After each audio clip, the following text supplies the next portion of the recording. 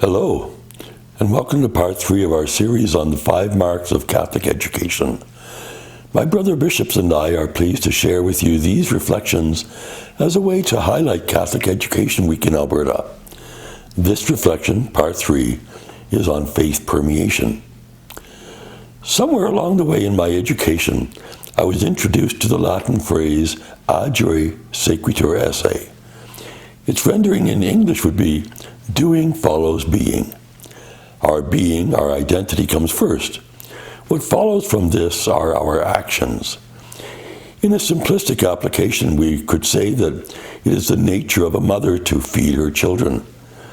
What, when, where, and how she feeds them can vary according to circumstances, but she will do her utmost to see that her children are fed. It is in her nature as mother. She is mother before she does motherly things.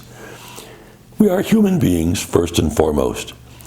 We then will do human things, stand upright, walk on 2 legs, use human logic and reason to solve problems. We wouldn't expect the same from, say, elephants and alligators. Who we are, our identity, allows us to do and act according to our nature. In a similar way, we strive to be faithful to our nature as Catholic parents and educators. By baptism, we are Christians, and in our case, we are Catholic Christians. In Catholic education, how we act and react, what we say and how we behave, is nurtured by our faith and the values that were taught by Jesus Christ and the church that is his body. There is a consistency between our faith and our actions. This is called permeation of faith.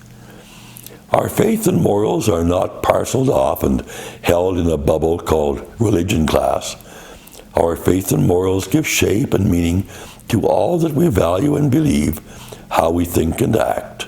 The consequences of this are many. In a Catholic school, we incorporate a religious dimension in all learning. This means that every person in the school community is valued as a person created as a child of God who desires the full flowering of each person's gifts and talents. Because the society in which we live is very secularized, a Catholic education advocates for a sacred perspective within a secular context. Catholic education points out how and where spiritual values can be discovered and celebrated. Catholic education encourages a critical yet healthy evaluation of contemporary culture. While all things were created good by a loving Creator, not all things are being used by all persons according to the Creator's intentions.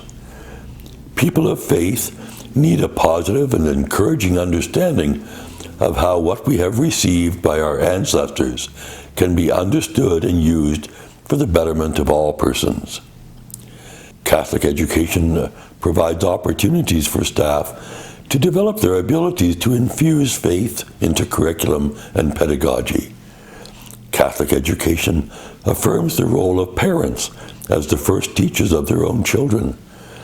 Parents have already laid the foundation of every student's understanding of the world around them and how their children understand and relate to other persons and moral boundaries in their life. Catholic education teaches Catholic values by fostering a love for wisdom, a longing for truth, and an appreciation for beauty. I began this short reflection by speaking of being and doing. We are Catholic, and so the breadth of education in Catholic schools is permeated by faith. Even when a given teacher is not a baptized and practicing Catholic, all teachers accept, appreciate, and support the Catholic nature of Catholic schools. Faith permeates who we are and how we teach our children.